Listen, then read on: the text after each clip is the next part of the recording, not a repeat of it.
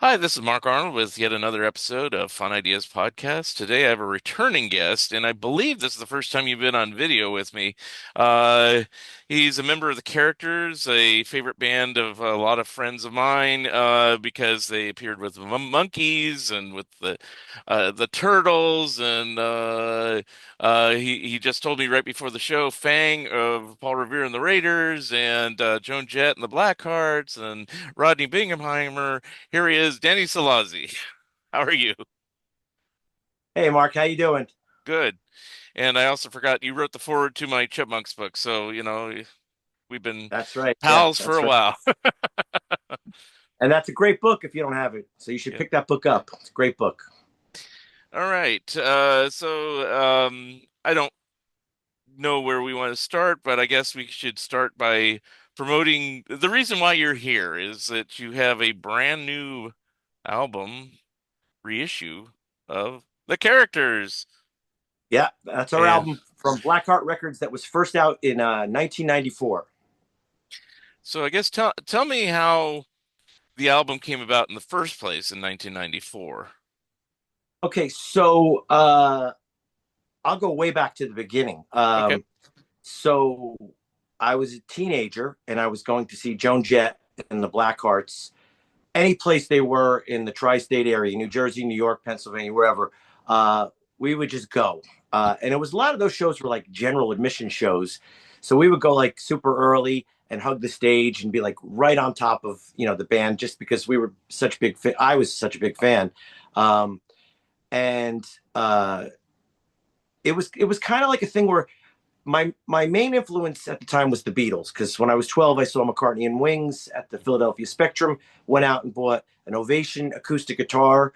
A couple days after seeing him, I went. Well, the next day I went out and bought Band on the Run and Ram on my bicycle uh, at a place called Melody Records in Union, New Jersey, and that was it. In other words, from that point on, I was buying Beatle records and solo Beatle records, and then I started to branch out to the Stones and the Kinks and all these other groups and then I had heard about this group called the Runaways. I was probably read it in Cream magazine because back in the mid '70s, besides Marvel Comics, we were reading Cream and Hit Parader and all those kind of magazines. And I read this article about this group called the Runaways, and they were saying they were going to be the next Beatles.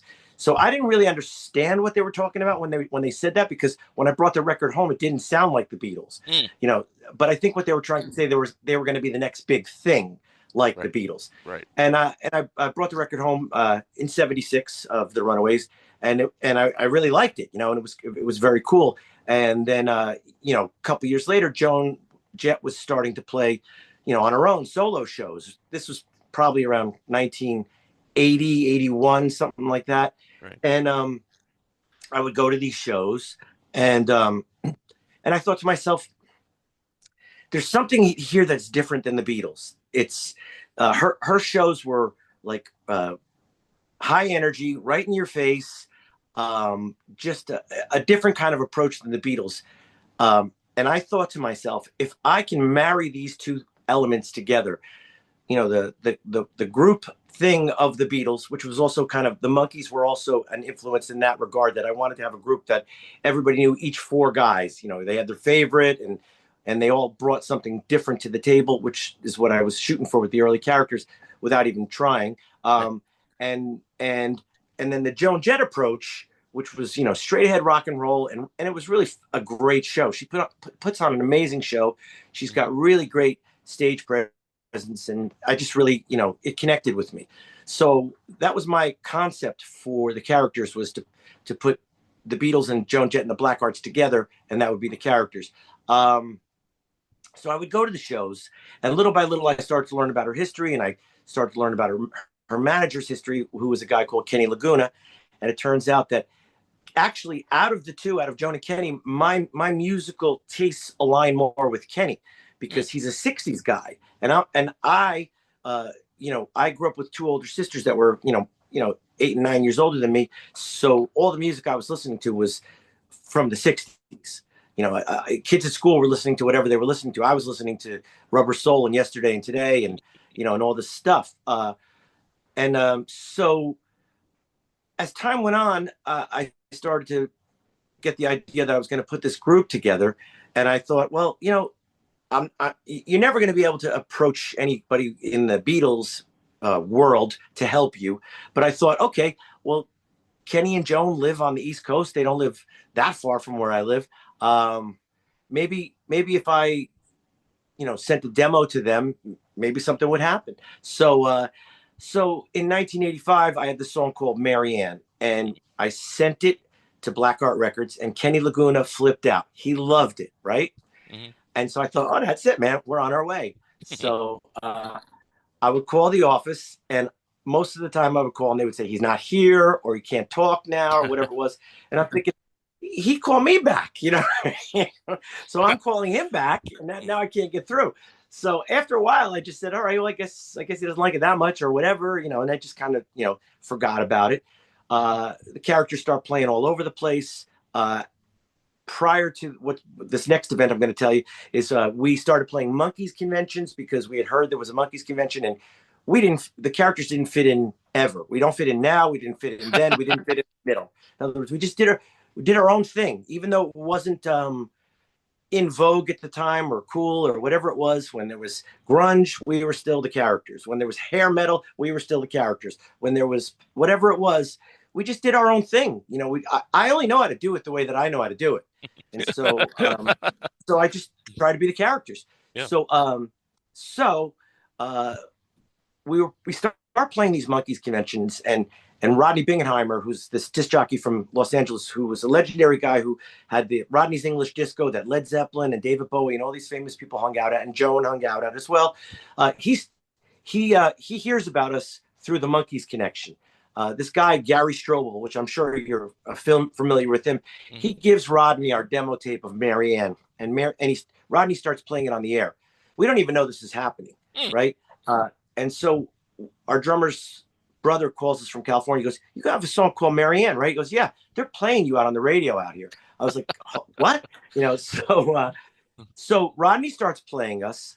Now we fast forward to, I think it's 1987 or 8. I'm not sure, but Joan and Kenny are on Rodney's show, just playing records and being interviewed, and Rodney plays Marianne. And Kenny hears it, and he starts flipping out, going, I tried to get a hold of these guys. I love this song. And Rodney's telling him, well, they're available, So we set up, at this point, we're living out in Burbank, California. And so we set up a meeting with Kenny. And I said to him, look, we're from the East Coast. If you would work for us, the only reason we moved out to LA was because Rodney was playing us. We figured rather than playing little clubs in Jersey, we were getting to play clubs like the Whiskey and the Roxy, and Madame Wong's and all these, places that, packed a lot more punch than what we were playing on the East Coast, because we had a little bit of radio airplay. Right. It was crazy when we played the first Monkeys conventions. The kids knew Marianne. I have to find a clip of that, but there's me introducing the song, and I'm like, they know our song. So Kenny says, look, we'll see what happens. Then I get a call from him while we're still living in Burbank, and he says, if you want to open up for Joan at the Chance in Poughkeepsie, it's this theater in Poughkeepsie. And at the time we were still in Burbank, and I was like, I just said, yeah, yes, we definitely want to do that. So we flew back to Jersey just to do the show. I think we had a Monkeys convention in Chicago or something like that around the same time as well. It was somewhere around that area, because I know we were piggybacking Joan Jett shows and those Monkeys conventions at the same time. So we start opening for Joan Jett and the Blackhearts, and I start to get them to know them a little bit. And so as time goes on, I say to them, we'll move back to the East Coast if you'll work with us. So we moved back to New Jersey, and after a couple months, nothing's really happening. So I said to him, do you have anything that I could do at the office? Because I need a job until I become a big star. So I start working at Black Art Records, and I stayed there for 10 years. And so while all that was going on, the characters would open shows for Joan, and then sometimes I would be at the merch table after the show. Sometimes I would drive the band to the show. I was doing everything. And we started putting out Joan's catalog on CD. So I wrote the liner notes. I picked the bonus tracks, because I think like the Rhino mentality, like Andrew Sandoval, who was an Right. influence on the Joan Jett reissues that I did, because I kind of use that as a prototype. You want to put on the album the way it was. You want to put any non-album B-sides. You want Hmm. to put some live cuts. Anything that was related to the album, we would put on, and pictures of the 45s and import pressings and all that. And that's what we did with Joan stuff. And then eventually, it was time for us to make our record, and we went in the studio and we worked with a guy called Jonathan Daniel, who was in a group called Candy, that was on, I think it was Polygram. And Jimmy Einer produced them from the Raspberries. And then he went on to a group called the Electric Angels, and Tony Visconti produced them. So Hmm. it was time for us to make the record. And I contacted Jonathan and asked him if he would produce us. And we kind of were shooting for a little bit of a blend of the group Candy and Electric Angels, because they were slightly different. One was a little more pop, the other one was a little more rock, and we were sort of in the middle again. And Hmm. so I asked Jonathan if he would produce us. Blackheart agreed to put the album out, Hmm. and that's how the whole album came to be. And that was in 1994, right? Yeah, When it it came out in ultimately came. '94. Okay, so um, now I think I've heard the album before. Maybe you sent me like songs from it because when I got this new collection, I go, oh, okay, I'm familiar with all this stuff, which was really good, and it was interesting listening to it again because I went through the first disc and go, okay, yeah, I'm familiar with this. This is cool. Da, da, da, da, da, da, da. Now, you asked me beforehand the other day, it's like, well, what'd you like the best? And I said, well, I like disc two the best. And you said, really interesting. It's like, I'll tell you why. Um, so for the second disc, for anybody who gets this collection, Danny did a 2024 remix of the entire album, plus some bonus tracks and things like that. And then the third album, I'll just say now, is demos of some of the songs that are on the album and a lot that aren't, so for anybody getting the whole collection, lots of stuff on here. There's about, let's see if I can add roughly 60 tracks. Is that right? Yeah. Might be Yeah. 56, I think, Yeah. but I could be wrong. Yeah. And what blew me away on listening to disc two, I listened to disc one, I'm tooling around in my car. That's where I listen to CDs. Um, and da da da da da, and then I put it on disc two, and it's like whoosh like that. What it reminded me of is two things. Now, I know you like the Beatles influence, so it reminded me of two different Beatles things. The first time I heard Yellow Submarine song track versus Yellow Submarine, and the first time I heard Beatles Love versus whatever the separate original recordings, it's like I'm not adverse to remixes of original albums just as long as the original album is also available. But it's like your remix, you did such a good job on it. It's like it just is like, wow, now you've used the whole spectrum of what a compact disc can hold rather than a vinyl record, And I'm a big CD guy. It's like people say, "Oh, vinyl's king," and da, da, da, I'm glad. And it's like I'm glad it came come back, but it's too expensive now, and they still have scratches, pops, and clicks in my mind. So, I'm still into CDs after all this time. So when it's remastered or remixed or whatever, it's like me. I'm like, whoa! If you do a good job with it, so I'm like blown away by this. Just driving around my car, which probably has the best stereo system than better than what I have in my house. So anyway, I guess that's my praise for it. But how did it come about? Obviously, it's an anniversary, but what prompted you to say, this one's good, but maybe I should do a remix of it too? That was never even our intent to start with. What it was was we were just going to remaster the album. So for Hmm. people that don't know what the difference between remixing and remastering is, uh, mastering is a process where they take the actual same mixes that you had and they Hmm. just tweak it and EQ it with today's technology. So, like, one of my problems with the Beatles reissues, I love the Beatles reissues. I don't have a problem with anything that they do. Like, in other words, if you like the original mix, that's available to you, and in the Beatle world, I'm talking about. And then if you like the Giles Martin remix, that's available to you. And I especially like the outtakes and weird stuff. So my only suggestion for Beatle reissues would be always include the original. In other words, if you're Hmm. going to do a 2 or 3 or 4 CD set or a 4 album set or whatever it might be, give us Please Please Me as it originally was. Then you can give us Please Please Me remixed. Then you can give us a third album of outtakes and things that didn't make it onto the album. That's why in our set, you get the album exactly as it was. The first disc is exactly as it was, only remastered. So it's Yeah. not like there's nothing changed, like you're going, oh, they took this part out or whatever it might be. We also added on the first album, on the first disc, we added 4 bonus tracks, which when we were recording the album, I had this idea for the song Nobody Understands, that it would be like a Jackson 5 thing where we would have a little part that goes ba-da-da-da, Hmm. ba-da-bum-bum-bum. And then we would have me and 2 other people singing, like, so I would go, tell me what gives you the right to tell me what to do. And then the low guy would go, you think that you know me, but you. And then the other guy would go, are you just plain stupid? So it would be that kind of a thing. We never did that.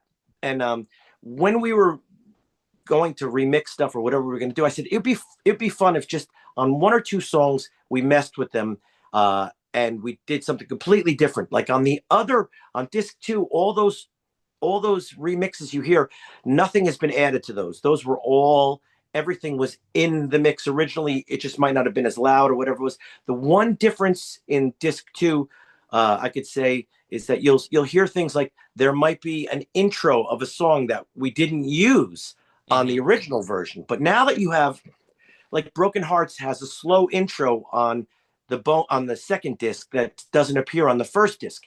The Hmm. reason is when we programmed the album, each song kind of flowed into each other, and by using the slow intro, it slowed down the flow. Now in 2024, 2025, people are listening to these songs one at a time on Spotify or whatever Right. streaming service it is.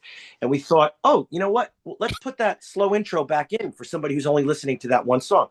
So when we did Nobody Understands, we added a whole horn section, which was one guy, this guy called Dan Hutchinson, who had actually played with us before on the 3 Chipmunk Christmas songs that you're familiar with. Yep. We brought him in to do the horn parts on Christmas Time, which is the Greensleeves arrangement that the Chipmunks did. We brought him in for Hang Up Your Stocking, and we brought Hmm. him in for Christmas Don't Be Late. Now, we had recorded those songs, and they had like fake horns on them before we knew any horn players. And I saw this guy at this Bruce Springsteen thing, Dan Hutchinson, and I said to him, he was in a horn section. I said, would you and the guys be willing to play on some sessions? He said, I could do it all myself. I was like, oh, that saves money, so he came down, and if you listen to those Chipmunk songs, he did an amazing job on those. I mean, he just did a whole horn section by himself. So we brought him in to do this horn lick thing on Nobody Understands, and then Hmm. we also brought in Marcella Detroit, who's from Shakespeare's Sister, and she also sang and co-wrote "Lay Down Sally" with Eric Clapton. That's her. She's been on a million things, but I knew her mainly from Shakespeare's Sister. That was Hmm. Siobhan from Bananarama and Marcella Detroit. They had 3 or 4 albums out. Great stuff. Really loved Shakespeare's Hmm. Sister, and she agreed to sing on it. And so we do a duet instead of having the 3 voices, which if I would have had more time, I would have found a third person. But we just decided to in the interest of getting the album out on time, we just did a duet. So that's the only difference on disc 1, is that you got the 13 songs as they were, and then 4 bonus tracks. One of them is Nobody Understands with Marcella Detroit Hmm. with the horns. Another one is just me with the horns. Then there's a song called Three Cats and a Canary, which the demo is just a drum machine and my guitar on disc 3. But when I Hmm. brought Dan in to do Nobody Understands, I said to him, I have this idea. What if you just double my horn part on this kooky little instrumental song that I have? Hmm. Next thing I know, I said to him, I do have lyrics. And then we fleshed out the song, and that Three Cats and a Canary, the instrumental version, is probably my favorite thing. I just love it. It sounds so authentic, like a '60s Herb Alpert type of thing. Um, that was the 4 bonus tracks on disc 1. Disc 2, when we remixed the stuff, all we did was we listened to all the things that were available to us the first time around that maybe some of them we didn't use. I think the reasoning was in the original mixes we didn't use as many harmonies as we had laid down. We laid down a lot of harmonies, Hmm. um, and we brought them up in the mix this time, or we even brought them out in the mix where they weren't even in the mix the last time. If you hear Marianne, the original mix, when the whole song finally gets to that stop, and I just say Marianne, Marianne, Yeah. it's just me in 1994. In 2024, it's like four voices Yeah. singing that part. So you'll just hear a lot of different stuff. Then we also did some stripped down mixes because as you're doing a mix, you're pulling parts in and out, and then you go, hey, that sounds cool if we just left it like that. So Right. there's a version of She Looks Like a Wild Time that we took everything out except the piano, the organ, and then there was a guitar part that we didn't even remember that we had because we had overdubbed a sax solo in that spot. And as we're going through the multi-tracks, we hear this beautiful guitar part that Frank King played, and we were like, oh, we should use this, and so you hear a guitar solo that wasn't on the original album because we had a sax solo there. Hmm. So I really like the stripped down mixes. Also, like I said, we weren't trying to improve on anything. It just, if you like it better, that's great. We were just trying to Yeah. showcase things that weren't in the original mixes. So if you Right. like it better, I'm happy. Yeah. No, I'm not. That's not saying I don't like the originals at all. Uh, because I mean, you mentioned that in the Beatles. I wish they put out the original. Da, da, da. Well, they kind of do. They just don't put it in the same set. So I cherish those Capitol Records, the Dave Dexter mixes, where they put the mono and stereo in the little box sets and things. Yeah, those are great. And then I had the British, the original British box set on vinyl and CD. It's like. But the CD versions aren't original, when you really think about it. They're just from the 80s, and then, they remixed them or remastered them or whatever in 2009. But yeah, so, there is quibbling on that, but I do have the original vinyl still, even though, I poo-pooed vinyl a second ago. So, but, when I'm purchasing nowadays, I tend to prefer a CD version. That's what it is. Well, Um, what I like about what they've been doing recently is the Beatles mono box of the U.S. albums came out, and I'm a big fan of keeping the packaging exactly as it was. right. And I really love the fact that they went back and they made the albums. They should have never changed them. In other words, they should have never. I have some of them, when I started buying records in '76, they had this like orange reddish label on some of them. Like sometimes I Oh, get yeah. lucky. I would get lucky and I would get an Apple Yesterday and Today or an Apple Revolver. And then I go out and I get the White Album and it was on this crappy looking red label. Yes. Oh, it's brutal. That's when I started buying them. Yeah, It's, it's it's after brutal. Apple had ended and it's like 77, 78. I started buying them all. And it's like, and then they switched to a purple label, which was a little bit better, but then after Yeah. a while, then I discovered used record stores and I said, I'm going back to the originals. And so Yeah. I They started should collecting the have rainbow labels and things like that. So, they should have never changed the rainbow labels. They should have kept everything that was on Apple. Just, yeah, why change it? But I have a feeling it has to do with when they're running massive amounts of records in a plant back in the day. The Steve Miller album and this album and the whatever it is all had that same label. So they just keep, yeah. they just print different words on it. Anyway, but yeah, in '76 you could still find a fair amount of albums on Apple, especially their solo stuff Yeah. was, because it was much newer. It was only a few years old in '76. But that's what I tried to do with this was the back cover and the front cover are exactly the same as they were, and Hmm. then the 24-page booklet has a whole bunch of different stuff on the inside. Hmm. But and then the back of the CD case lists all the 3 disc stuff. But when you pull the booklet out, you still get the original back cover.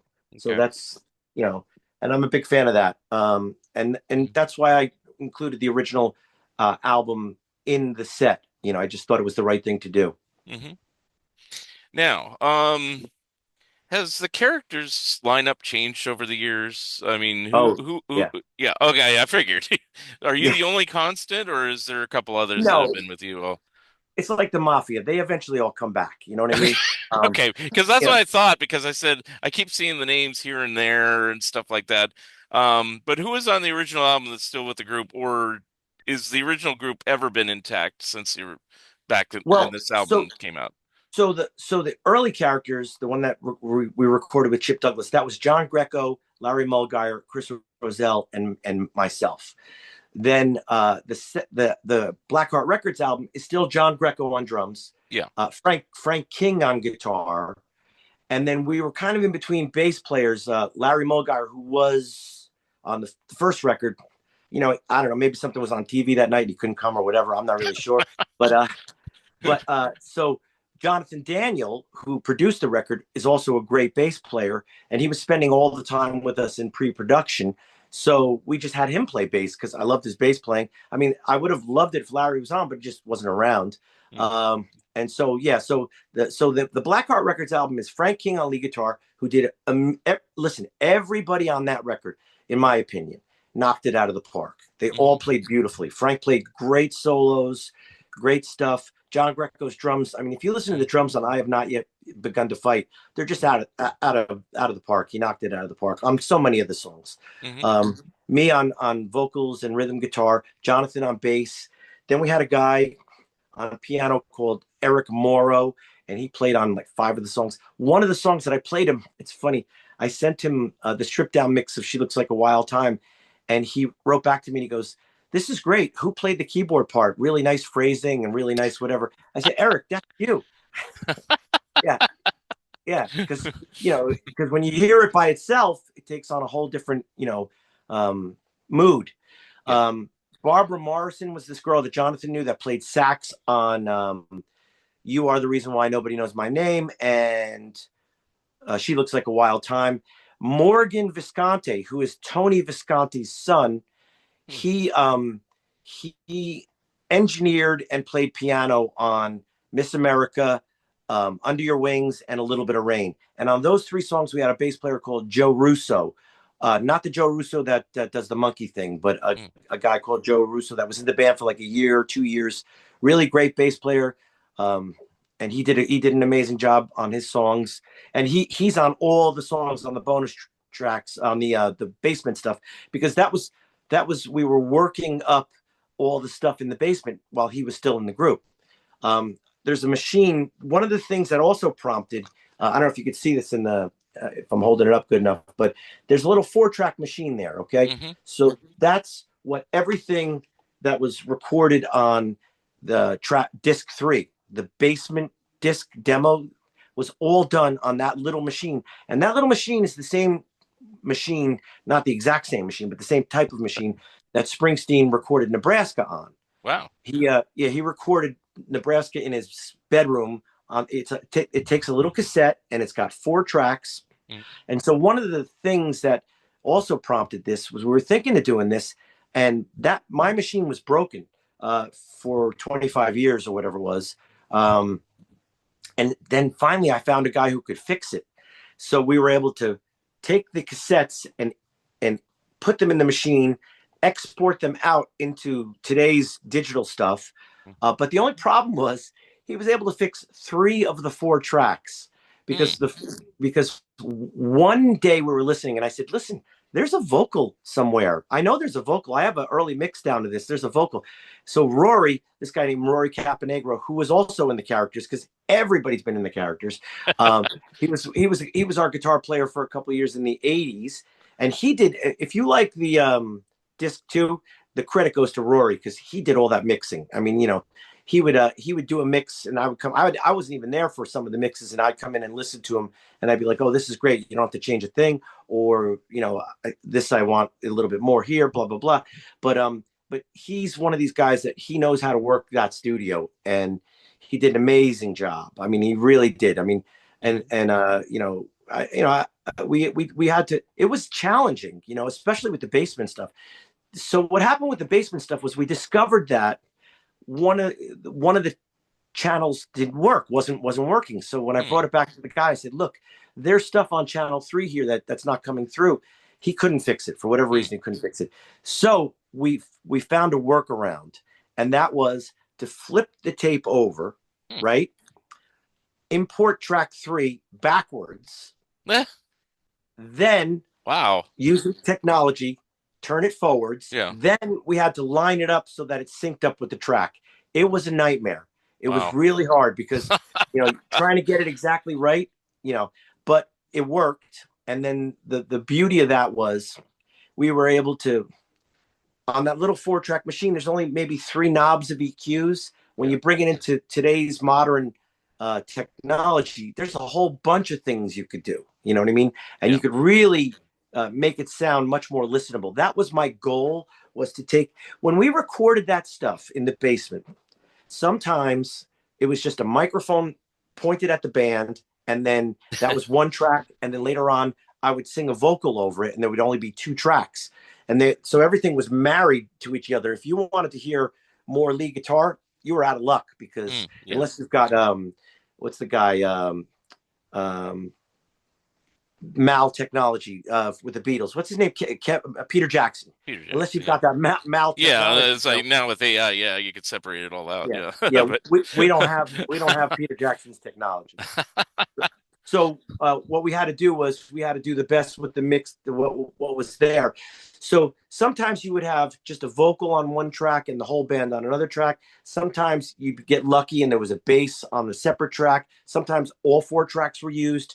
So it was just a matter of, because we had no idea when we were recording the stuff that anybody was ever going to hear it but us. We were only recording it for the purpose of, to record it and to listen to it the next day or a couple days later, just to see, does this work? Because while you're you're you're you're playing it, you referring don't to the have any basement, idea. the demos, right? You're not referring to the final Yeah, album when you're saying, demos. okay, all right. Because I was thinking by the time you got to the final album, I was hoping you would say, I'm recording it for release. Yeah. So, No. In other words, we all that yeah, stuff was, all the stuff on the basement disc was work stuff that we right. never Okay. intended for anybody to hear, Okay. and we didn't know. Had we known there was going to be a 30th anniversary release, we would have recorded it much better. But we were just Right. kids in the basement trying to, it was a sketch pad, if you know what I Right. mean. Yeah. You know, um, Um, I mean, it's only 30 years ago, but then things happen. How were all the different various master tapes and everything? Were they kept and preserved well all these years, or were there problems there somewhere along the way with no, anything? no, they were fine. Hmm. When we did Joan Jett stuff, we had to bake some of that Mm. stuff. We actually, trying to think of the guy, Bob. Oh, he's the guy. But we had to bring it to, when we were transferring that stuff over, you'd actually have to bake it in like a little convection oven type of thing, Yeah. and the oils would come to the top, and they would be able to run through the machine. But Mm. um, uh, Bob Ludwig, is that his name? That sounds Yeah, right. it might Yeah. be. Um, Yeah. and so you'd only have to, like, you could only get a few runs. You know what I mean? Like, Right. but we had digitally transferred a lot of our multi tracks from Chip Douglas and from various other projects previously, just to have them, because we had heard that tape does deteriorate. Yeah. So we had those digital transfers, you know, sitting there waiting for us. And then when we Okay. decided to do it, it was all there. But it was amazing to hear. I hadn't heard that stuff in 30 years, because I don't have a 2-inch machine in my house. Who does? You know what I mean? Yeah. And so we hadn't heard all the stuff that was on there, and it was interesting to revisit it, and also to hear it with fresh ears, because when you were in the middle of it in 1994, you'd be listening to that stuff. After a while, you couldn't tell what was what anymore. Hmm. So to Hmm. go back and listen to it as an outsider almost Hmm. was interesting. Hmm. Now, do you still perform most or all this material on stage nowadays, or is No, it? I wish we did, but we don't really. Okay, I was We just have curious. been doing. Well, I'll tell you why. We have been throwing Three Cats and a Canary in at the top of Hmm. our set. And what we do is we play the instrumental version before we go on. And I watch people in the audience, and they're all bopping around to it because they don't know what it is, but Yeah. they know they like it, because it's a really catchy little song. Hmm. So we play the instrumental version of it. And then as the instrumental version is the drum beat is fading out, the drummer starts with the same beat. He continues the beat, Yeah. and we play it. And it's only like a 2.5-minute song, so we'll open like the second set with it, and people are like, what is that? They like that, and we slip it in, and I tell them, oh, we tricked you. I know we're not supposed to play our own stuff, blah blah blah, but we got one over on you, and you liked it, and so there. But the reason we haven't been playing the stuff is that you have to, um, if you do a night of original music, uh, people have to know your stuff. You know what I mean? And True. if they don't know the album, it's like, did you ever see like a known artist? Like, I'm not saying anything bad about, the Rolling Stones or Springsteen or McCartney, but when they play their new song, sometimes, not always, but Right. sometimes that's when you see the line for the bathroom. You Right. know what I mean? People go, okay, we're going to go to, this is a new song. Let's go to the bathroom now Yeah. before they get back to Yeah. one that we recognize. So it's hard. I would love to play these songs, and we may do Yeah. a record release party where we run through the album top to fit, top to bottom. Okay. Um, I would love to do that, but like I said, it's hard when people have to listen to 13 songs they are not familiar Yeah. with. Okay. It just reminds me when I saw ZZ Top. This is around 2000, somewhere around there, and they had done an album. I don't know if you're familiar with all their albums, but they did an album called Triple X, and apparently they weren't even terribly fond of it either. So what they said, and it's just ingrained in my memory, is just a funny thing to say, is he says, "Well, we're going to play all our big hits for a while." And then we're going to go play new stuff from our new album, Triple X. So if you want to go get a beer or go to the bathroom or whatever, that's the time to go. And then we'll wrap it up playing more of our big hits. It's like, Yeah. wow, just preparing people for not liking your new album. I mean, I don't know if there's a reason why he said that. I don't know if he's trying to be funny or if they really didn't like their new material or what, but I found it very I don't think amusing to say that. I don't know. I don't know about. I'm not familiar with what you're talking about, but I think he was probably just making a joke, saying that, Yeah, look, you're gonna, you like the hits, and you're not familiar with this, so you're probably gonna be like, whether it's good or not. I don't think yeah, he probably thought it was bad. He just thought that, that's how it goes. yeah, People are, yeah. they're competing with their own past. Right, They right. can't even compete with their own past. Right, right. And I know that happens with You know. every artist. Every artist. It doesn't matter who it is. There's this Yes. tipping point where it doesn't matter if you put out the best album of your career, uh, everybody just wants to hear the hits, and it just is like, well, Exactly. and you go, here's my great new song now. Nah, boo, whatever. But the only reason I asked if you played any of these currently was because of the reissue, but also, um, for me, listening to all 13 tracks over again, at least twice, because of the remix and everything, the first three tracks in the album, which are Miss America, Nobody Understands, and Marianne, um, are probably like the best tracks on the album. There's a couple later ones that are pretty good, but those three are like, wow, this is the beginning of a really, really great album. It's too bad you didn't get the success of somebody like, say, Supertramp, who's had like a string of hits all in a row on a single album, with Breakfast in America or something like that. I was saying, wow, I didn't realize this is so incredibly good that these tracks should be in your set list, just as yeah, you're doing whatever you're doing, and then somewhere along the line, you just pop in, and one of the old ones, and they're good enough that I don't think people would just go get a beer at that point. They'll just say, "I don't know this, but I like this." So, you know, Yeah. No, we could do that. We could do that. yeah. And I'm surprised I you would. just don't play Mary Ann since you had that airplay, for Yeah, it's for the true. life. You know, um, like I said, we every once in a while we throw one in once in a while. Okay. But like I said, it like we open for really big acts. Like we open for the Kinks. We've opened for Joan Jett like 20 times. We opened for Three Dog Night. And the thing is, like opening for like just say the Kinks, to play your 10-song set, they usually give you anywhere between 25 and 45 minutes. Uh, Right. to play all your songs that nobody's ever heard before, that takes a lot of guts, man. Yeah. Well, I'm Because not saying to play the whole album. I'm just no, saying no, no. I'm talking about. I'm sprinkling not. them in. Yeah. Yeah, yeah. Yeah. No, I'm talking about when you're in front of a national act. Right. You know what I mean? Like the big. I mean, like to play in a club, that's low pressure.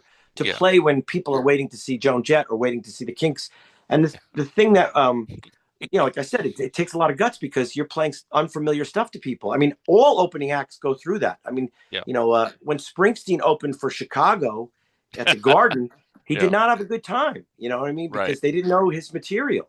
You Yeah. know, um, But what I was going to say is one of the reasons we had an easy time opening for Joan Jett is they knew about us. Yeah. Joan Jett fans knew about us. They had the album because it Hmm. was on Blackheart Records, and because Joan sings on Last of a Dying Breed. Right. So they knew that album. So it was always a great experience opening up for Joan.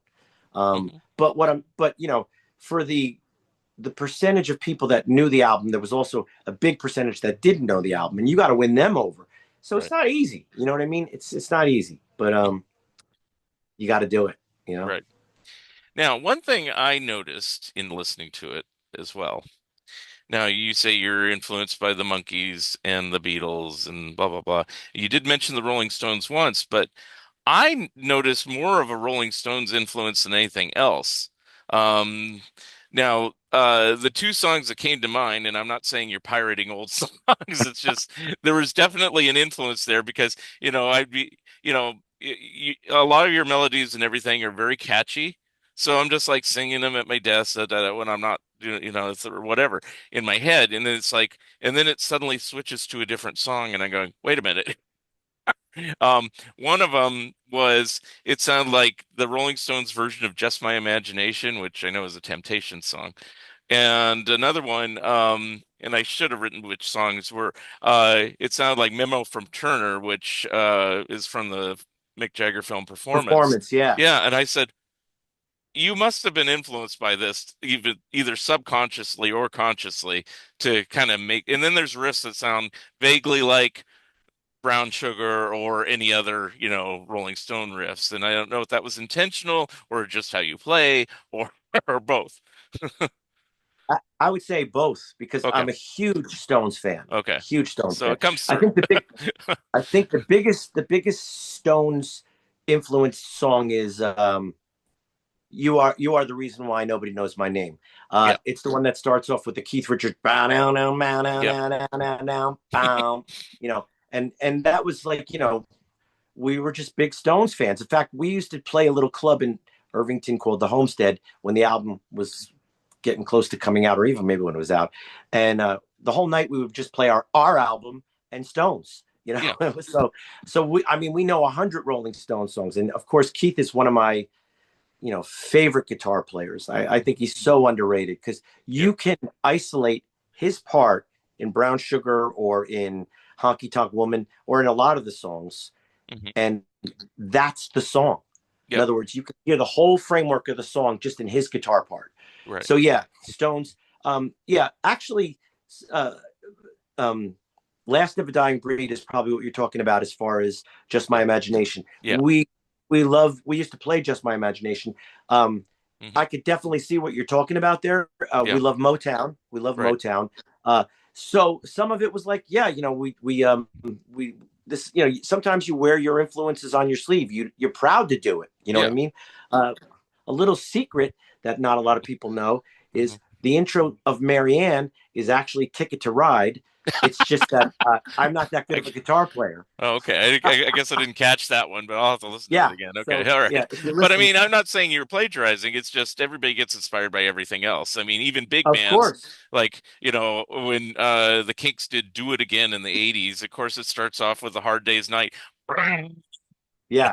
And it's like, well, obviously they wanted to have that same opening, which is fine. There's no copyright on a guitar chord, Right. But, Right. it's like being inspired back and forth is cool because, then you have, similar sounding songs that are reminiscent of other 60s songs. So you have that same vibe going on, you know. Yeah. We definitely like to show our influences. A couple of things. I don't know if anybody ever noticed this or whatever, but in some of the songs, there's references to other songs of Yeah. famous people. Like so, Broken Hearts has a line that goes, "They say time heals all wounds. Um, oh, pick up the pieces of your broken heart and try to start again. Ain't it funny how young lovers, well, they started out as friends." Hmm. That's from Elton John Friends. Right. That's the line. You know what Yep. I mean? But it wasn't a ripoff. It No. was an homage. You know Yeah. what I mean? It Yeah. was like that. And same thing with in um, Nobody Understands. There's a line that goes, Tell me what gives you the right to tell me what to do. You think that you know me, but you haven't got a clue. Well, you Right. know what that's from. Yeah. What's it from? Uh, no, I can't think. What is it from? Sorry. Hey, Bulldog. Yes, You that's right. think you know me, but you haven't got a Yeah. clue. But and going on the Lennon track, of course, come together. The first line is, you can't catch me. Yeah, And um, George Harrison was influenced by James Taylor with something in the way she moves, and things like that. So, I get it. it's all floating around out there. You know what I Yeah, mean? And it just yeah, comes into your brain, and after a while, like I said, you sometimes you don't even realize you did it. You know what I mean? In right, other words, right. till years later, and you go, oh, that there's a riff there from Turning Japanese by the Vapors. Oh, Right. okay, yeah, I didn't realize that. Yeah. Three Well, block 3 blocks away on the Chip Douglas album has goes. I guess that I'm not over you. Ba-da-da-da, bam, bam, bam. That's Turning Japanese. I didn't yeah, realize it yeah. till years later. And that's why I mentioned Rolling Stones because it's strange on whenever I talk to you, you rarely mention the Stones in comparison to Beatles or Monkeys. So I thought, does this Oh, guy Stones are realize number two. does this Stones are guy number two. realize he's influenced by them? And it's like Oh you yeah, do. Yeah. they're right. Number one is Beatles. Number two Yeah. is Stones. Number three is Kinks. Oh, okay. For me, Yeah. yeah, Hmm. those are Yeah. All right. Let's see. Now, one thing that's always kind of confused me, and this might be a delicate topic. Okay, so obviously this was not a chart-topping album, this character's album, but it's a very well-made album. No, it did not Yeah. top the charts. But I looked on Hard to believe. Discogs. I looked on Discogs and I go, wow, there's more groups called the Characters than there are albums by the Characters. And I thought you had more than one album. So what's the deal there? Or do you just put out tracks on Spotify and things like that and I'm just not seeing it? We We do have 3 albums. We have Okay. the early characters that was produced by Chip Douglas. Okay. We have Christmas with the Characters, which was a bunch of our. We did these fan club messages Okay. for the kids in our fan club. We had like That's what I 300 thought. kids in our Okay. fan club, and yeah. And so Okay. what we did was we would do skits and all that stuff like the Beatles flexi disc stuff, but we Hmm. actually would do full length songs as well. So Yeah. we compiled all the full length songs and we added the 3 Chipmunk songs Right. and we put it out as Christmas with the Characters, so you didn't have to hear all the joking and all that other stuff because it just plays better at Okay. Christmas time as a song oriented album. Yeah, I mean, every week somebody's calling themselves the Characters. Right. So if anybody legally can send me an Yeah. email to tell me how to make them stop, I would appreciate it. But you know, what are Now, you gonna do? I will show you something by changing my background here, if I can do this. Um, this is a version of the Characters that you may not be aware of, but I go, they use the same name. Does that look That familiar is to you? that is a group from the '60s, Yeah, and we didn't even know about it in 1982. There was uh, no internet, but yeah, apparently they played Vegas and stuff like that. And yeah. I don't know. So, Like I so, said, so since it's cut off in here, the album is called Smash Flops, and I have it because it's a comedy album, and I love comedy albums, and it has wonderful chestnut songs like it's called Smash Flops because it's songs that like there will always be 48 states in the USA, and songs of that ilk that are just like. Well, I guess that was wrong, or the Titanic will live forever is something a title something like yeah, that, sail forever. And so I go, wow, I didn't even realize that the band on this album, which I had had for years, was called The Characters, but that was me looking up Discogs to see other Characters albums, yeah, and that was one yeah. that popped up. So We would have been in our diapers when that album came out, possibly. But the thing is, it's funny because these streaming services will show you what's getting played, right? And yeah. every once in a while, one of their songs pops into our thing, and I go, "That's not us," you know what I mean? But like I said, there's also like there's it's just that there probably always was more groups with our name floating around out there Mm, somewhere, but because there was no internet, we didn't know. But we right. actually had been performing as the Characters. We formed in 1982. Our first gig was in like February of 1983. Hmm. So we copyrighted the name and we did all the legal stuff we're supposed to do. But am I going to chase everybody down? Do I have that kind of time? No. It's like I mean, everybody knows who we are. When you hear the name of the characters, people think of us. You know what I Yeah. mean? And the other thing is, it's funny how things work. We were one day we went into a, a warehouse, Mhm. and this guy Rory, who, like I told you, is just an amazing sound engineer, and he's a great guitar player too. He played on Three Cats and a Canary. That's him on bass and guitar. But anyway, he recorded us on a laptop in a warehouse, uh, and we recorded a whole bunch of kooky songs, like songs that we were demoing to show clubs what we could do. And at the same session, we recorded like the Partridge Family song and the Banana Splits and Spider Man and a couple of things like that.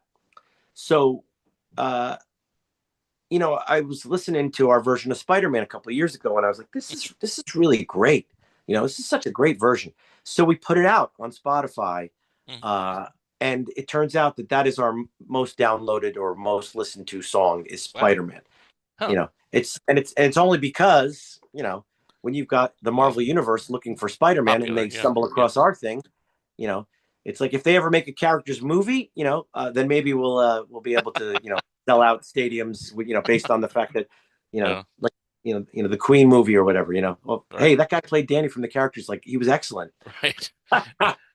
Now, my favorite, of course, is just because you did a straight version of the Chipmunk song, that's not all sped up and it doesn't have David Seville yelling at you and everything like that, or at least, not with the high-speed Chipmunk voices. And I thought, because it's actually a really good song, a lot of people don't give Ross Bagdasarian credit that he was actually a good composer when he did some original stuff.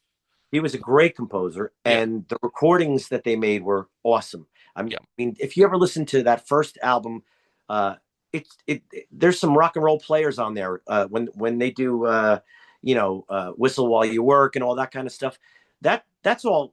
If it wasn't for sped up voices, the backing track on those are just as good as any '50s record, in my opinion. And then right. also, when they moved on further down the road, they were using the Wrecking Crew on those Yeah, records. yeah, So I mean, I know people, whatever, but it's like I love those records. yeah, I love those records. I mean, in my house, I tell the story all the time. In my house, Meet the Beatles, the first Monkees album, yeah. and the first Chipmunks album, and Around the World with the Chipmunks. That's where Yeah. my musical education started. Those were in my house when I was born, Yeah, and so I have a special spot for all of those records. yeah. You know, Yeah, it was fun doing the research on that Chipmunks book because, yeah, I found out that it was the Wrecking Crew that was like on everybody else's albums.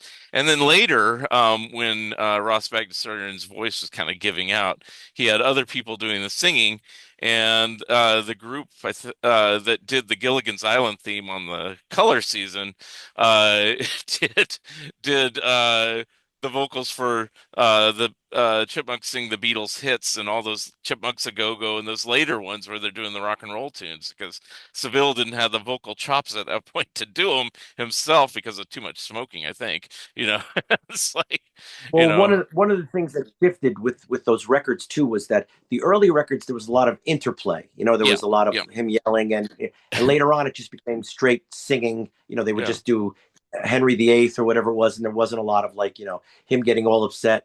Because the thing that's amazing about those records yeah, is when he's yelling at Alvin, it seems real.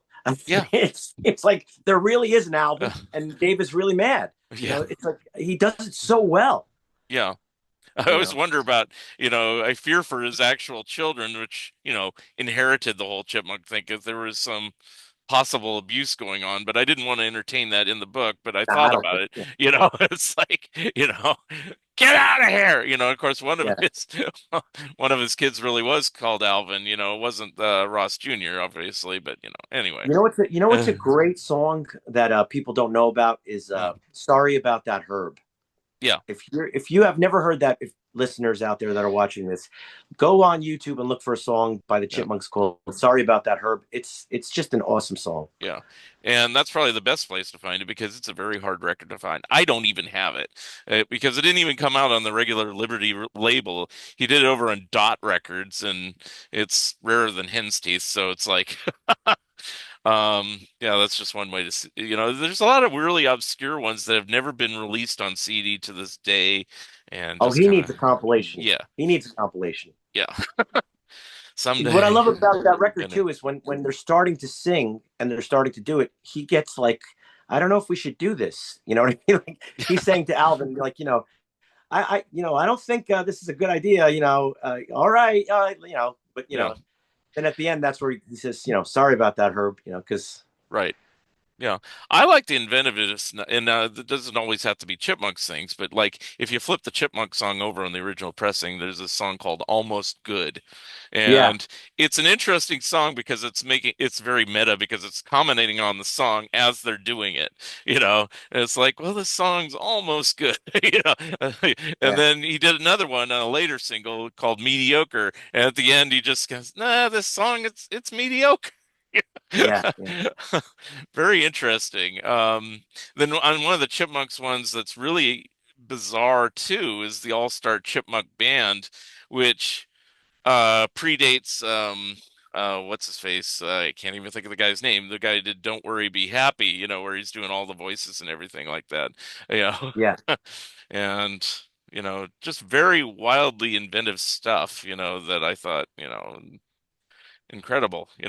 And as a yeah. kid, I used to pre-internet, I used to go and try to find all those records to find the weird B-sides. I mean, I was the same way with the Beatles stuff. yeah, Mary Had a Little Lamb, try to find that single in 1974, 76 or whatever it was, right, or Give Ireland Back to the Irish, and you get, a Country Dreamer and Sally G and all these I Lie Around, all these B-sides. right, Even with the Beatles, yeah, you have to go out and find the single for Lady Madonna to get the Inner Light, or you'd have to go out and get the Let It Be single to get My Name, Look Up right, at the Number. We think now in terms of that they've always been available, readily yeah, available to everybody. But yeah, no, in yeah, '76, you had to go find like a record store that still had a copy of Let It Be on right. 45, and then you bring it home and you go, what is this song? Look, My Name, Look Up at the Number. At the stuff he does at the end of that song where he's doing the it was just hilarious. I mean, I don't know where that guy thought that stuff up, right? Yeah, it's amazing to me. Yeah, I became a Beatles fan around 77 and was collecting the new material by Wings and stuff at the same time. And by 79, 80, I thought I had everything the Beatles put out. But I had my different reference books, which weren't very good because, and so I was trying to go through everything, and I go, okay, well, this song came out in England, but it's missing over here, and I'm like going over, and like certain ones. Finally, they put out a rarities thing that kind of sewed up a lot of them, but there was like really, where's this German one, Sie Liebdig? How many? Yeah, How many German songs did they do? Did they do a whole album in German? It's like, and then I'm going, oh my God, there's like all this undiscovered stuff, and it's like, and then I finally got a compilation together just by taking aggressive notes. So you go, and like yourself, okay, Inner Light, which should have been on the Hey Jude album, isn't there, but it's on this single, so let's go buy the single, and and all this other yeah, thing, you know. Mm, yeah, and even like songs like you don't even realize this because we came to the party late. Um, it's like From Me to You. It takes till you get to the Red album yep. for From Me to You to be on a Capitol record, which doesn't make any sense. You put See Leap Dick on the album, but you don't put From Me to You on.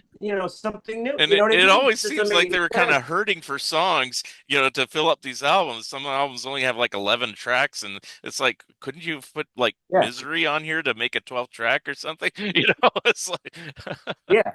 or put I'm Well, Down on this as a or kid, something. I bought exactly. I'm down, right? As a kid, I bought the introducing the Beatles on VJ, like as it was like one of what they call a counterfeit. Right, They had these records that were counterfeits, and I bought that, and I also had the early Beatles, right? right. So I would go, oh, these two songs, Misery and There's a Place, and in my brain, I thought to myself, oh, maybe they thought these weren't as good, so they left them all. Like I didn't know what the reason was. It Yeah, was like I thought, oh, so even today, I kind of think, oh, those aren't as good as the rest of the album, yeah, because like but it's not true. But I'm just saying, yeah. I thought to myself, they probably went like, we have to take a couple off. So all right, we'll lose these two. So one thing I did want to talk to you about the bonus disc is you're probably wondering where all those cover songs came from. Like Walk Some of them Away are, Renee and stuff like that. Yeah. yeah, and Yeah. some of the songs on the bonus disc are unreleased originals, and Hmm. some are cover songs. Yeah. So I could tell you a little bit about that if you're interested. Sure. Go ahead. So there'd be times when I'd be driving Kenny Laguna and Joan Jett around the city as part of my job, right? And when we would get in the car, we would always have CBS FM on, which was the oldie station. At least me and Kenny did. And we loved all that old '60s. Kenny's a huge Beach Boys fan. I mean, like that's like one of his, if Hmm. not his favorite group. Um, and so we would always be listening to old rock and roll stuff, and so he would suggest songs for us, and we had our own ideas of songs we would want to do as cover songs. So on that bonus disc, besides the unreleased originals or early working versions of the songs that made it to the album, there's a bunch of cover songs and a couple of other oddities. So like I'll give you an example. You Don't Know What You Got is a Joan Jett song. We wanted to do that one. That was one that we picked. We wanted to do Walk Away Renee. Our version of Walk Away Renee is just a skeleton of the song. Hmm. It was just something we found on one of the little multi-track cassettes, and it was just guitar, bass, and drums. No overdubs, no second guitar, no keyboards, no vocals. We were just trying to see how it would sound like if we did it. And the reason we put it on was just to show you where we were at the time. It's not the greatest version of that song, Hmm. but at least it's interesting. You know what I Hmm. mean? And it existed, and we thought, why not? Love's Made a Fool of You is a song that Bobby Fuller Ford did, and it's kind of in the vein of I Fought the Law.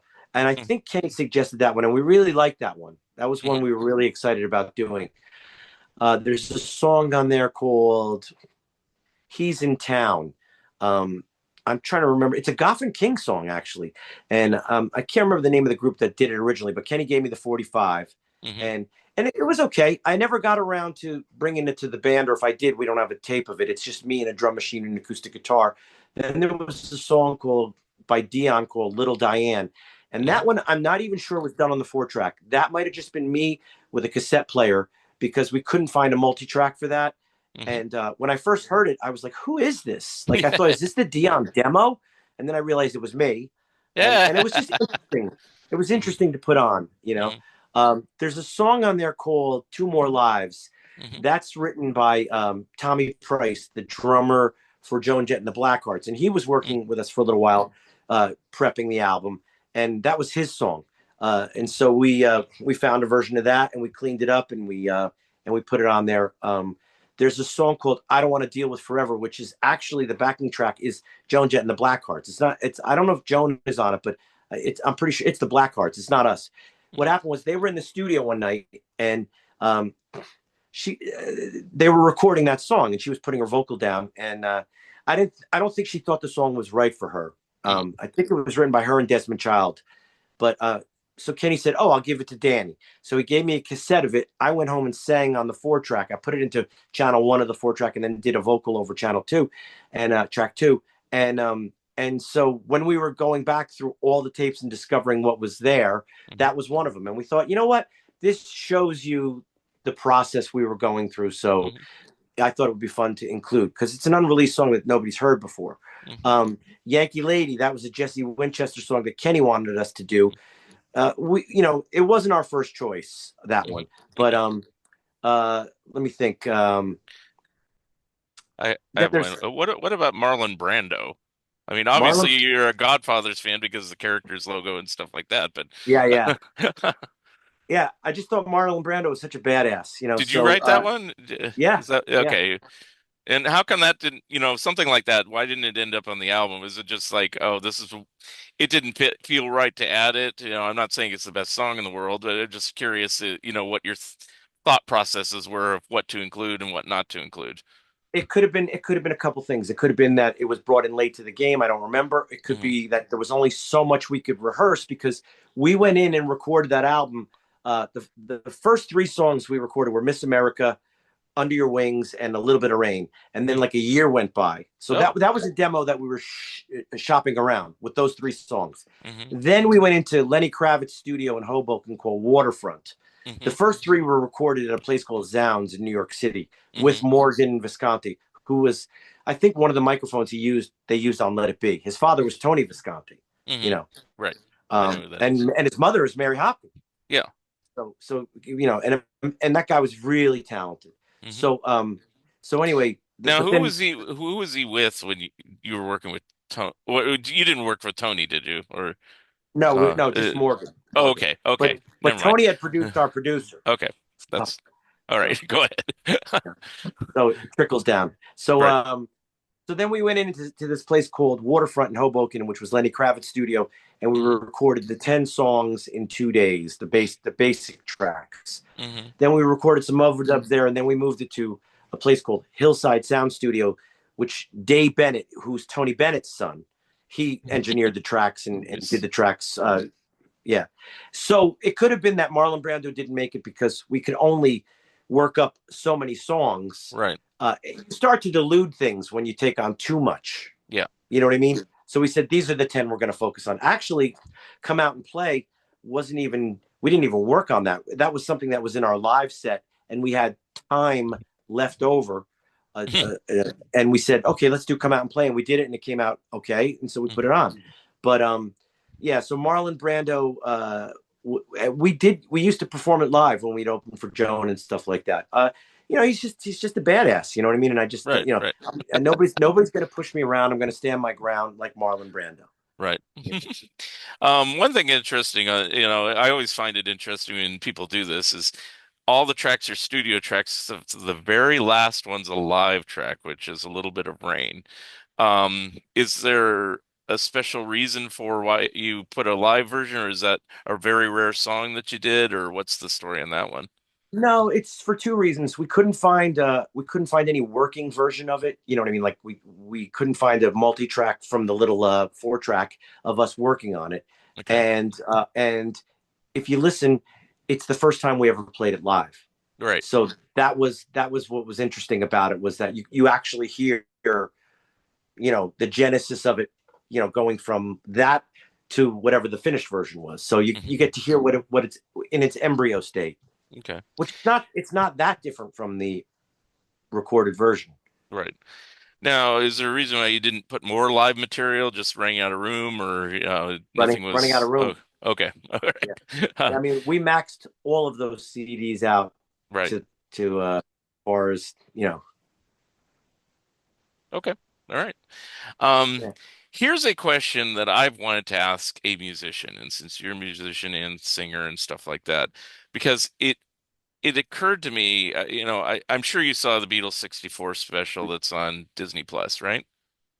And if you haven't, Right. you've seen similar documentaries if you haven't seen that No, one, because I've seen. yeah, Yeah, yeah. yeah. Um, it seems like a lot of people say this. And I'll tell you my story and then I'll ask you. Is like they go, well, I watched the Beatles on Ed Sullivan, and the next day I went to the guitar store and bought myself some cheap ass guitar and started playing music and got a band, blah, blah, blah, blah, blah. Now, in my Yeah, yeah. mind, I wasn't alive in 64, but when I became a Beatles fan, I didn't suddenly have the urge to go out and buy a guitar, mainly because I'd already been playing the piano and not doing it very well. So I didn't think I could, and so I didn't have the mentality of I want to be a Beatle, but I want to know everything about them. So, obviously I'm an historian, so it inspired that. But in your case, you actually became a musician. So what is the thought processes of someone who sees somebody like Beatles on Ed Sullivan? It doesn't have to be that, but you know, what influenced you to become a musician? Was it something like that just said, I'm going to go out and get a guitar, or I can sing, I should sing too? Or what was the actual event, if you can remember, that caused that and why? Well, I mean, all right. So I can pinpoint the actual moment, which was McCartney and Wings at the Philadelphia Spectrum. Right. I had And I never been think to you a concert mentioned that. before. I was only Yeah. 12. Yeah, I was Yeah. only 12 years old. But I mean, prior to that, I was watching the Banana Splits and the Monkees and the Partridge Family and all that stuff. And I really dug all that stuff. And I wanted to be like the Monkees. I wanted to live in the house with my bandmates and make everybody happy and play shows and be like that. I thought it was real. And actually, the characters did live together in Burbank in a house together. And we struggled just like the Monkees did because on the show they Get the struggle. They rep. don't actually make it. So anyway, so I had that, and then when I saw McCartney and Wings at the Philadelphia Spectrum, I'm 12 years old and I'm behind the stage. We had terrible seats. We're behind the stage, and and there's all these bubbles before he comes out. There's as they're getting ready for Venus and Mars Rock Show, he comes out, and all these laser lights and bubbles, and then at some point a scrim comes down with Magneto and Titanium Man, and I'm reading Marvel Comics at the time, and I'm recognizing, you know, 40% of the songs, all because I listened to AM radio as a kid, so I knew Band on the Run, and I knew, the Beatles songs that he played and all that, and so I look at this, and to me, it's like the circus. All of a sudden, this light bulb went off in my head, and it was like, you know, oh my God, this is so cool. I want to do this. This is what I want to do with my life. So, like I said, the next day I ran out and bought Ram and Band on the Run, and Hmm. then little by little I kept going. Okay, get a guitar, you Hmm. know, try to learn some chords, try to learn whatever it is, and you never really think you can do it. I still don't think I could do it. Every time I get up there, I go, "These people are buying into this." I mean, I'm no good. Yeah. You know, McCartney probably does that even now. yeah, you know what I mean. Because you know where you came from. You know what Yeah. I mean. They Yeah. don't know. They see somebody up there that's done it a lot. Like we just played an outdoor show, and the sound guy after the show was over, he goes to me, "You've done this before." Like, Nah, and I this was is like, my first "That's a nice." time. Yeah, I was like, "That's a nice compliment." I thought that was a nice Yeah. compliment. Huh. But Yeah. that's what it is. Okay. It was such a that concert, McCartney and Wings, was such an amazing concert that I just, it changed everything. And then, like I said, then years later, when I saw Joan Jett, I actually thought it was possible to do. Right. You know what I mean? I saw her Yeah. in smaller places, Hmm. without big scrims and bubbles and laser shows, and it was still working. Yeah. It was still like an exciting show. So I thought, oh, I might be able to do this. If I don't, Yeah. I'll just wind up 35 years later or whatever it is on Mark's podcast Yeah. and talking about a record. Hooray. Huh. Now, were you kind of an extrovert as a kid, or what were you like? I mean, Hold on one second. I think I might lose you soon. uh-oh. No, I was Danny from the characters. Even in grammar school. Okay. I just didn't. Are you still there? Yeah, Yeah. yeah, I Yeah. definitely was. Like I would watch Bugs Bunny cartoons and then go into school and try to handle problems in a way that Bugs Bunny would handle them. Okay. So, but I mean, were you outgoing and did you like to perform and that type of Yeah, thing? yeah. Okay. Okay. Yeah. See, I think as time went on, I get, at least initially, because people always goes, well, you do a podcast, you should certainly be extroverted now. And I go, yeah, but when I was a kid, I was never one to want to be the star of the show. I was like more of an introvert. And I was like, I always admired people that could go out there and do it, and take the stage and play something and sing something and everything like that. And it's like, I don't know. I mean, at this point, probably I could, but Yeah, I think you could. but I was just curious, and that was why that question came about because yeah, it never occurred to me, oh, I could go out and be Paul McCartney. I just wanted to learn about Paul McCartney. He can be Paul McCartney. I don't want to be him, Oh well, yeah, you can't be Paul McCartney because the guy's just off the charts talented, right, and yeah, it's like, yeah, you just watch the way he plays, and you yeah, go, how does he do that? He just yeah, goes over the piano and he starts banging out Lady Madonna, and you go, what? yeah. Or even just even his guitar style. Nobody plays like him. Yeah. I don't even think he knows, because I've watched enough interviews with him. If I was interviewing him right now, he'd just say, I don't know. It just comes to Yeah, me. It's like, people are blessed with different things, and that was his blessing that, he could just still churn out rock and roll at 80 years old, 80 yeah, plus, so. effortlessly. Yeah. So it is quite interesting, and I'm always baffled when he comes out with a new album. It's like, some people go, this one's no good, like McCartney 3 or something like that. I like that album. I think every one of McCartney's albums has at least one gem on it, even if it's kind of like a so-so album, like say Driving Rain, there's still a couple good songs on it, so I Well, just, it's yeah, also the kind of thing where it's like, would you rather have it or not have it? right. I'd rather have it. Yeah, yeah. So, and now going back to you again, learning covers or learning your own songs, uh, is that easy, difficult? Does it depend on who you're in the room with? How does that work? Well, it all depends on how difficult the cover song is. In other words, if you're learning a Chuck Berry song, that's pretty intuitive. But if you're going to learn like an Elton John song, like let's just say Goodbye Yellow Brick Road, Okay. there's a lot of weird changes in that song, a lot of chord changes and stuff, and you have to put some work into it. You can actually get up there and do certain things on the fly because you've been doing it long enough that you kind of can feel where the song is going. That's one of the things, if you've ever seen any of our videos of us playing the cover songs, is that we we go in and out of songs. I'll be in a song and I'll feel like, oh, this has a certain groove, and I'll tell the band, listen, just follow me. We're not going to actually play the song that we're doing. We're going to reference it. So we'll just like throw the melody of Paperback Writer over the groove that we're in, but it's not really Paperback Writer, but it's the chords and melody to Paperback Writer. But then we're going to jump out of it before it gets to a part that's going to screw us up. You know what I mean? Mm, And we do interesting. that a lot just Yeah, because yeah. we've been in front of people for 43 years. So, we are comfortable with doing that. Like I said, I've been playing in the characters since I was 19 years old, since Yeah. 1982. So, I know what to do, sort of, I think. Now, as you may or may not know, I did a book with Charles Rosenay about the Turtles, and the Turtles, especially Flo and Eddie later on, were notorious that they would just suddenly go into other people's music and do a George Harrison imitation or a Mick Jagger imitation or a Bruce Springsteen imitation, then come right back.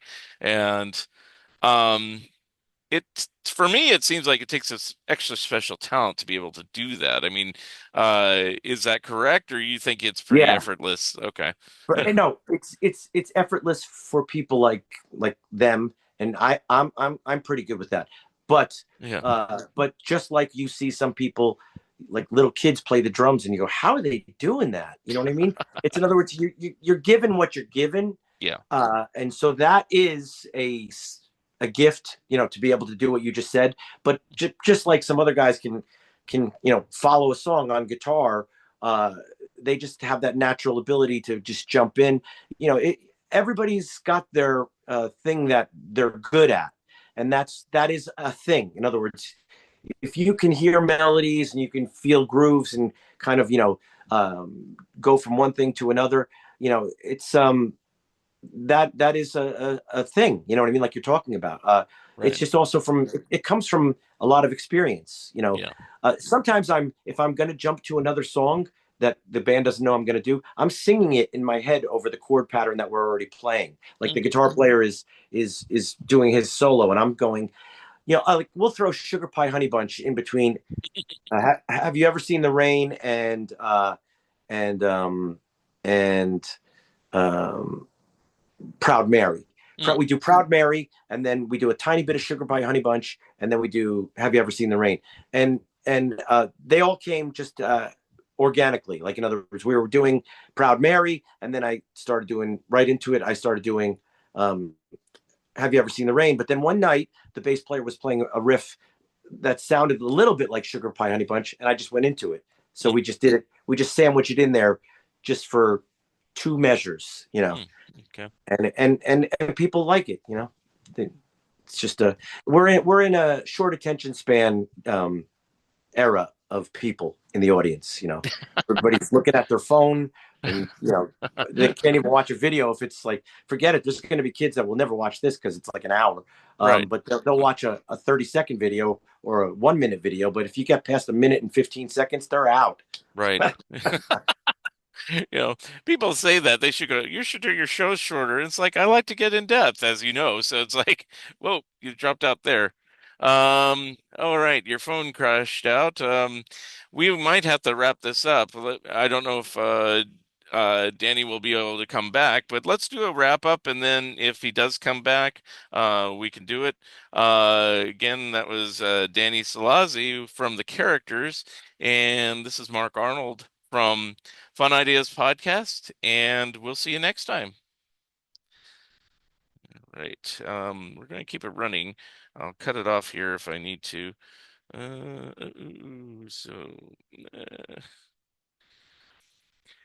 uh, let's see. Okay, oops.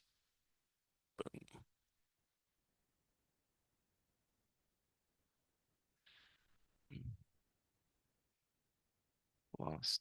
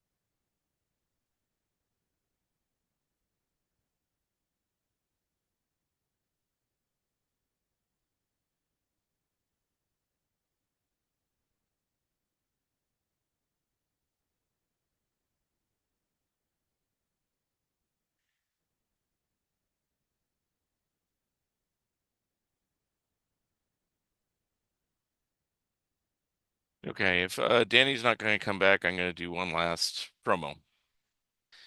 All right, that was our special guest, Danny Solazzi, and he's the group The Characters. You can get his album that's a reissue of the Characters album. It's from Blackheart Records.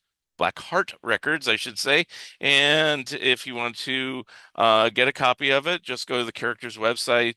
He's also on Facebook, and it's a really good album. Like I said, it has 3 discs. The first one's the original album with some bonus tracks. The second disc is a 2024 remix with some bonus tracks.